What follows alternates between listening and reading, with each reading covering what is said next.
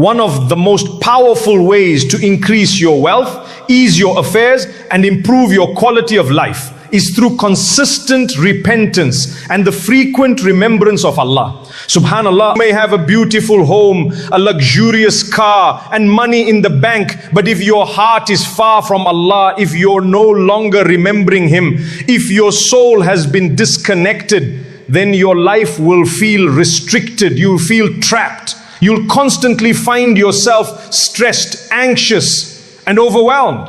Why is that? Because barakah is missing. You could have everything outwardly, but inwardly, you're breaking. You're always frustrated. You're angry. You're never content. You fight with your family. Your children are distant. You can't sleep properly. And you wonder, why?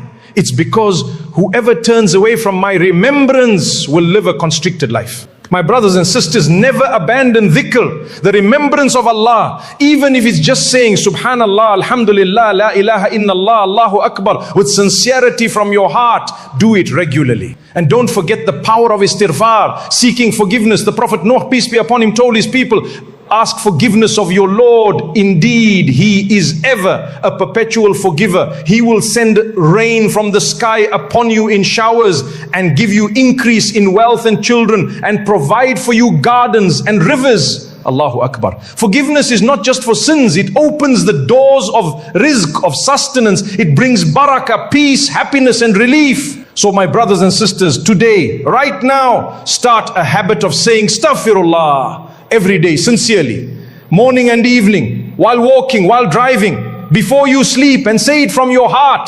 You'll see how Allah will open doors you never imagined. Connecting family ties and building good relationships with your relatives to the best of your ability.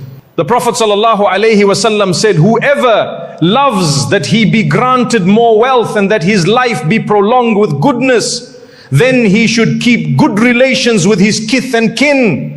Be good to your parents, be good to your siblings if you can, your uncles and aunts, your cousins, the people who are your brothers and sisters in blood, of course within your ability, I always say to people, some people, they have toxic family members. Unfortunately, it's very hard to create a good relationship with them. You do good to them and they do bad to you. So Islam doesn't tell you that you have to subject yourself to being stepped on and abused. No, not at all. But of course, look at how far you can go. If you cannot have a completely good relationship, then have at least half a good relationship. If you can't manage half, then have a quarter. If a quarter is too much, then even a tenth. Whatever it is, just have something, but don't cut it off completely.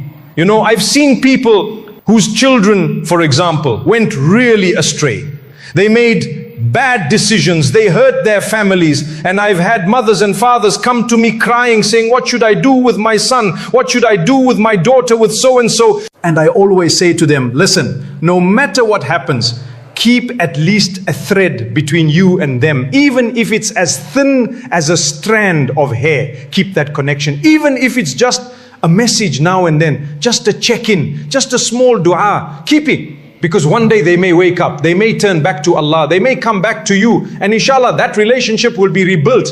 But if you've cut it off completely, there's nothing to come back to. And that's what Allah is asking you to avoid. You're not the one who cuts it off for no reason. If the other person cuts it off, that's not your fault. But you should always remain open, inshallah, to the possibility of a relationship, even if it's not the same as it once was. It doesn't mean you give yourself fully like before. It doesn't mean you haven't learned your lesson. And it certainly doesn't mean you have to trust them in everything again. Some people think that if you forgive someone or if you re-establish ties, it means you must become best friends again. That you have to give them your money, your time, your energy, everything. No, it doesn't mean that at all. What it does mean is that you maintain some element of the tie. A thread, a gesture, a word, a smile. Because family, my brothers and sisters, is not something to be discarded easily. There are many studies, even from non-Muslim researchers, that show how having a healthy relationship with your parents, your children, your siblings, your family, actually improves your mental health.